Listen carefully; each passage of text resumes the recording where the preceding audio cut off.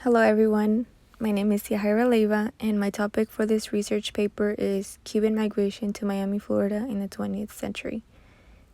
The reason I chose to talk about this topic is because Cubans make up majority of migrants in the United States as they are in the top 10 of migrant groups. Their sense of nationalism and culture is different than other groups, and the way that they have been treated in the US differs from other groups. Caribbean groups have migrated to the United States and have made major differences to the United States economy, political system, and social institutions. And the particular group that I will be talking to you about is the Cubans. Cubans had many motives for migrating to the United States before and after the Cuban revolutions. I will talk to you a little bit about the background on their migration flows and how they have shaped Miami, Florida's economic and culture. Some background on my research topic is that Cubans are a majority of migrants that have been in the United States since before and after the Cuban Revolution of 1959. Cubans had many reasons for migrating to the United States. Even though Cubans migrated to many places around the world, the main destination was Florida.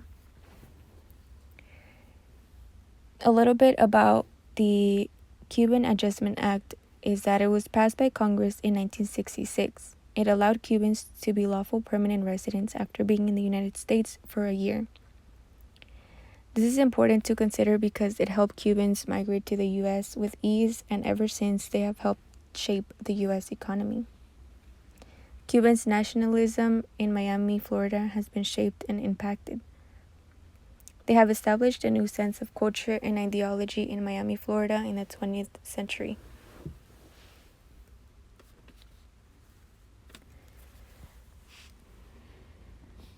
Large groups of Cubans have migrated in the country in different time periods. And as you can see in this slide, there's a picture of an old Cuban car in Havana. This is important because it shows that a lot of the Cuban culture has been spread throughout Miami, Florida. My thesis is Cuba's nationalism has been transformed by a new experience in Miami, Florida, and their presence has also dramatically affected the business industry in the 20th century.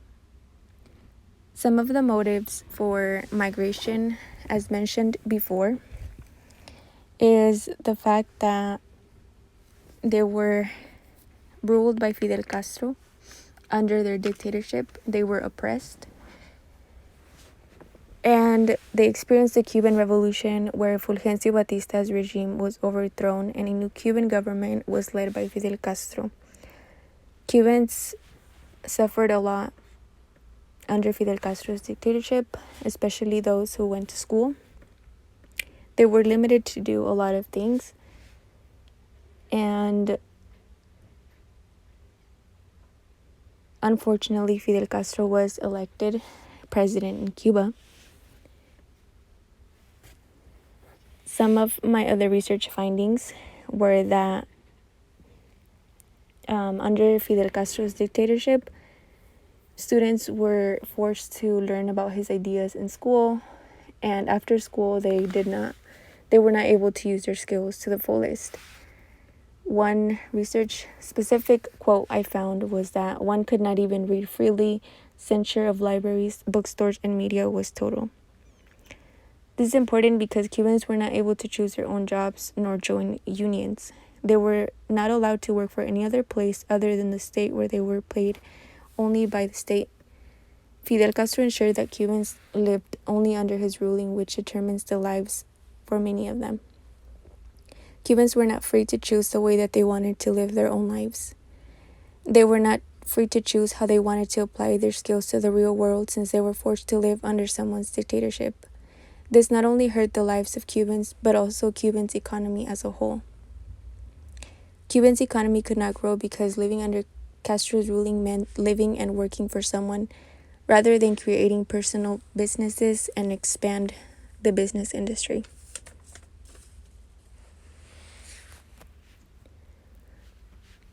I also want to talk about the waves that lasted from 1959 to the late 1900s leading up to the 2000s. The first arrivals occurred in 1959 when they arrived to Miami, leaving everything behind in Cuba, including properties that were taken by the Cuban government.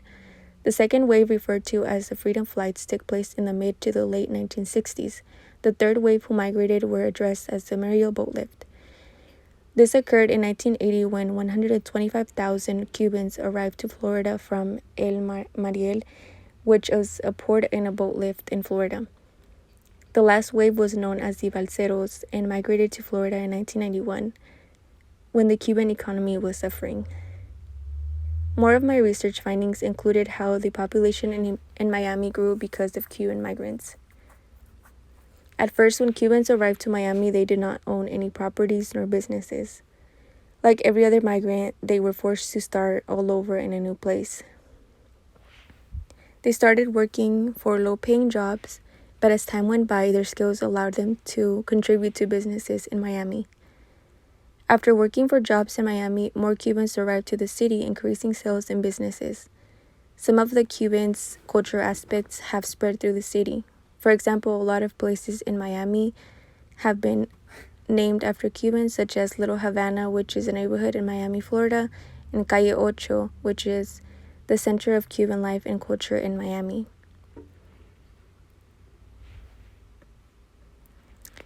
This is important because it shows that Cuban nationalism and culture has been created in Miami.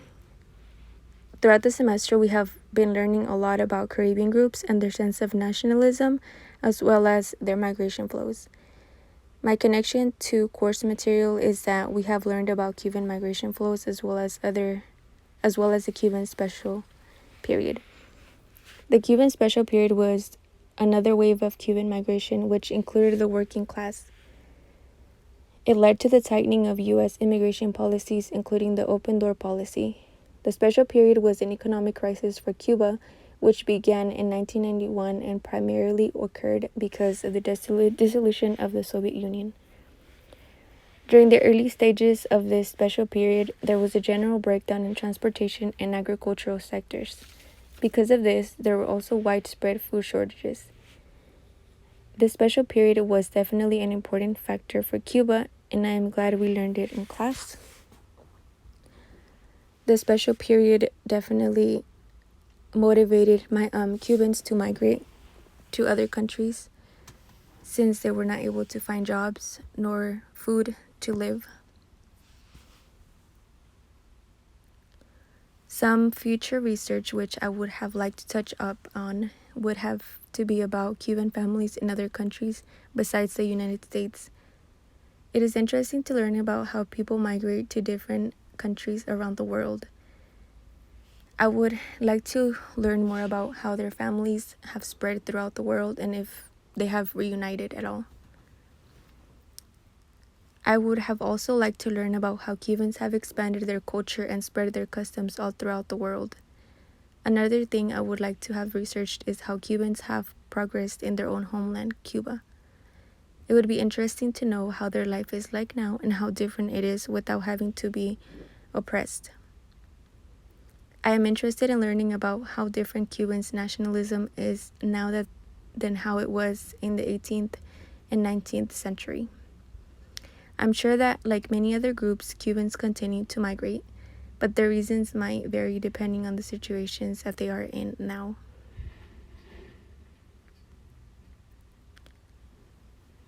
A lot of immigrants in the U.S. have different stories, different backgrounds.